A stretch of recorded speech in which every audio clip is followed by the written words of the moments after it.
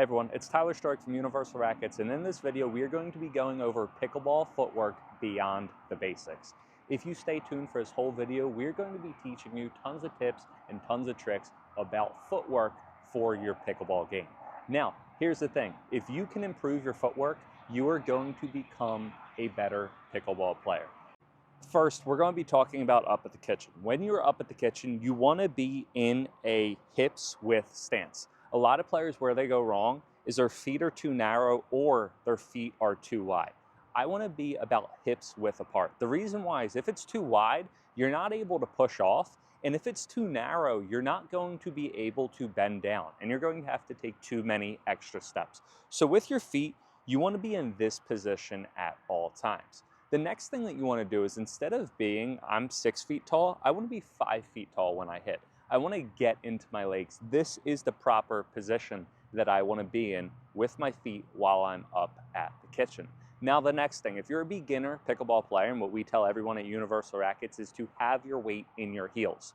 The reason why you want to have your weight in your heels when you're a beginner is so you don't fall into the kitchen or go into the kitchen prematurely. After you hit or go over that hump, instead of having your weight in your heels, you want your weight to be in your toes. The reason why you want your weight to be in your toes instead of your heels once you progress from falling into the kitchen is by having your weight in your toes. That's going to allow you to move more mobily side to side. Also, it's going to allow you to take the ball earlier and at a higher point. The earlier that you can take the ball, the higher up you are going to hit it. Now, when I do this, I want to make sure that I am balanced at all times. And how can I be balanced? It's going back to the first tip. It's by dropping my center of gravity. By dropping my center of gravity, that's going to allow me to be balanced. Think, if I stand straight up and someone pushes me or moves me, I'm going to fall right over. But if I drop down, if I sit back like I'm sitting on a chair, now if you came to push me, not a super big push, but you came to move me, I would be grounded. I wouldn't fall anywhere. So this is the proper position that I want to be in. Now I am balanced. So when I move out to the ball, I'm going to be able to be balanced so I can move back. When I move out this way, again, I'm going to be able to be balanced rather than standing up straight, having to move everywhere side to side and fall out of the position. Now let's take it back to the baseline.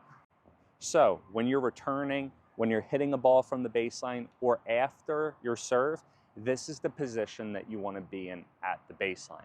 Notice when I am at the baseline, my proper footwork positioning is I'm still hips width stance. I'm still getting my weight down. I'm having a low center of gravity. So when I hit, I'm going to be balanced. A lot of players have inconsistent footwork, which leads to inconsistent shots because they're standing straight up.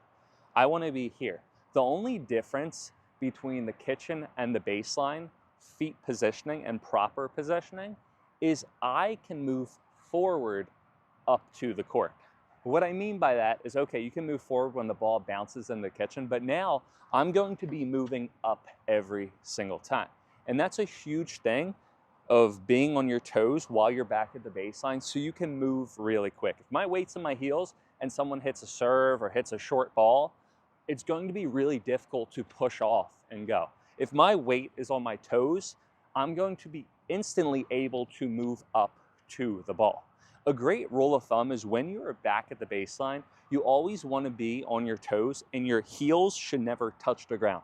Once again, if I'm really playing intense pickleball, I am like this at all times. Notice, my heels are never touching the ground. The moment that my heels touch the ground is what? When I'm not going to be able to push off to the ball. So I want you to be like this while you're waiting for the ball. You don't want to be like this. You want to be active and ready and have all your weight on the balls of the front of your foot. You don't want to have your weight in your heels. Now, the best drill to do while you're at the baseline to learn this type of footwork positioning is just shadow swing. You don't need a ball, you don't need a partner. All you need is a pickleball paddle. You don't even have to have a pickleball paddle. You can be anywhere and just have your weight on your toes. So I'm going to go and I'm going to hit and then I'm going to go back. And I'm going to hit and I'm going to go back. When I hit and go back, and this is the first exercise that I'm doing when I hit my forehand and my backhand, because when I'm at the baseline, I'm going to be taking balls on the bounce, is watch, I hit and then I come back. I hit and then I come back. Notice what I'm doing. I'm finishing my shot and then moving back to the position. Now, Tyler, why am I not moving forward after the shot? Well, this is the first footwork exercise for you to do. And the reason why is for you to have to come back to the middle. I want you to notice something. If I'm off balance, I'm not going to be able to come back to the shot. I want to make sure for my footwork that I'm going to hit, I'm going to finish my shot, smile for the camera, and then I'm going to go back. This is going to teach me, the hit and move back is going to teach me how to keep my body balanced and how to keep my body controlled. Now, I want you to notice a big thing, and this is a huge tip for everyone to use, is when you move your feet, you want to make sure that you move in a V. And what I mean by that is I'm either going to move out here or I'm going to move out here. What I'm not going to do is I'm going to move side to side. The fastest way to another point is a diagonal. By moving diagonal, it's going to allow you to cut off the shot. So what I mean is I'm never moving out here or here. I am moving up here or I am moving up here. Notice again, I'm moving this way or this way. I'm never moving side to side.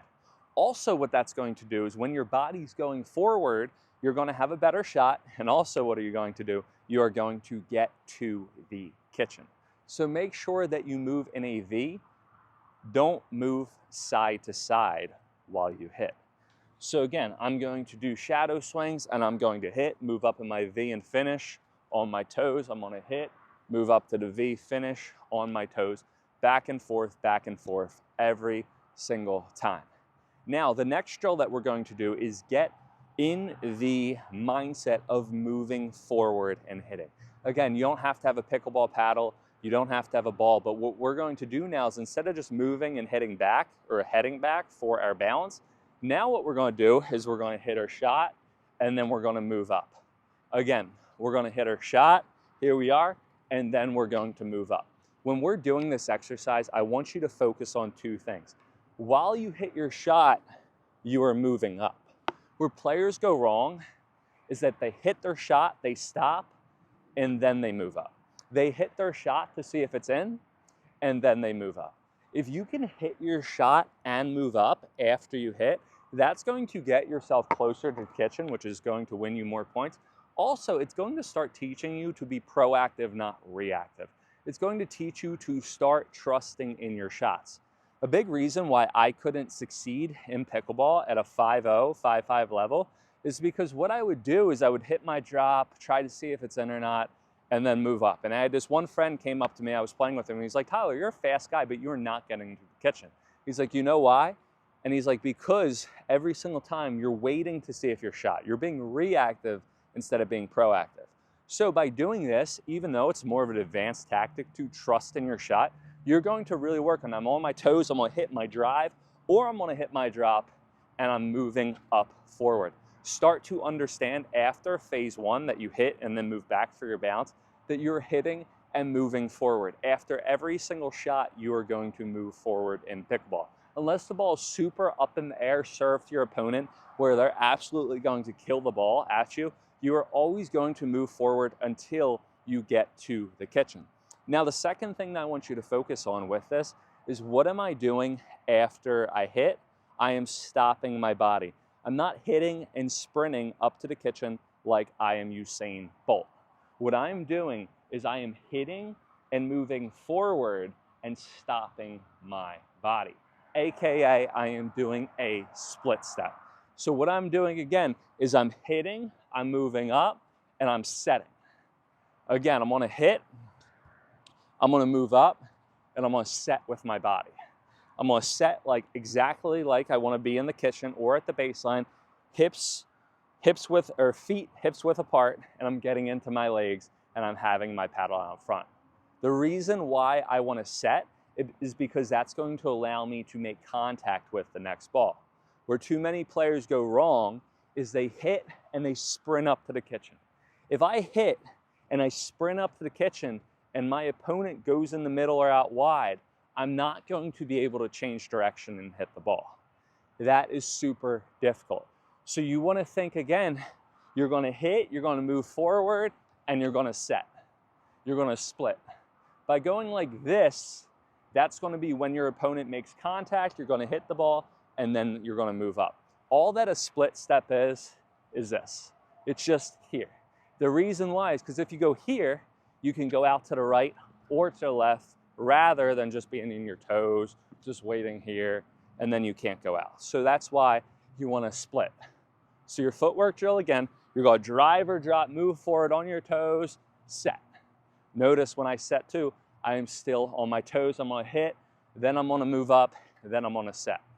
I want to make sure that I set my body or stop my body while my opponent makes contact. By stopping my body while my opponent makes contact, that'll allow me to be ready for the next shot. So then what you can start doing is you can be on your toes, you're ready, you're going to hit, here we are, set. I'm going to hit, set, okay? You're going to set while your opponent makes contact. That's going to teach you how to be way more efficient. Every single time, have a person drill with you, they hit the ball to you. Every single time that they hit, you're going to set, you're going to hit.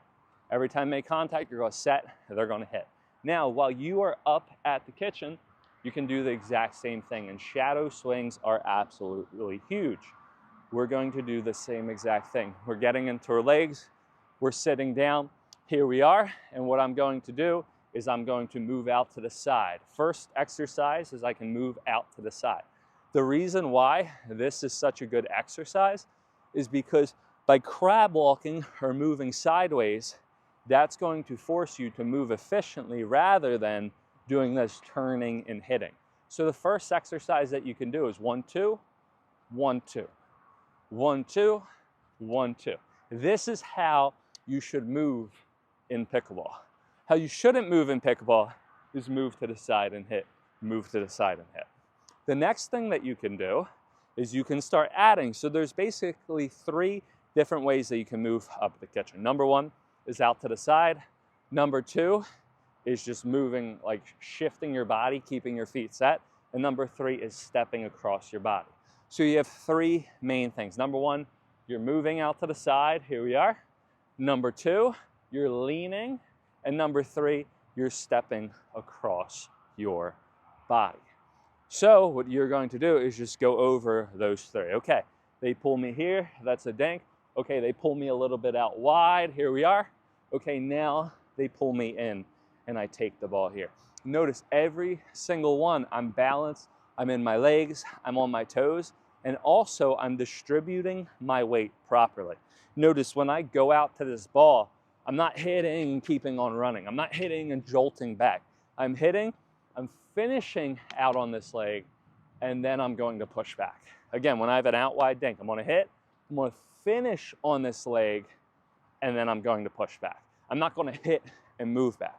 So I want you to start utilizing your weight. When I have a ball up here, I'm going to hit, here we are, finish on that leg, and then push back. You want to start when you finish and finish where you start. So a great drill to do as well is go out to a ball, don't even need a ball or a paddle, and you're going to go, you're going to hit, you're going to freeze on that outside leg. And then after you freeze on that outside leg, you're going to move back. I'm going to go out over here. I'm going to go out, freeze on that outside leg, and then I'm going to go back. Freeze on that outside leg, then I'm going to go back. Every single time I'm going to stop and then move back throughout my whole pickleball footwork. If you can do this, it's going to teach your body and teach your mind how to be concise, how to be short, how to be compact, and how to be efficient, not unnecessary movement. Guys, pickleball is such a short game. The more you move, the more vulnerable you are, and the less balls you're going to hit well. You're going to pop them up because you're going to be moving and you're not going to be set while you hit. So if you guys watch this video and apply this to your pickleball game, you will have a foundation for your footwork and you will be able to apply this to your overall game and win many more points. If you guys enjoyed this video, please like, comment, subscribe, share with a friend, and I will see you guys next time on court.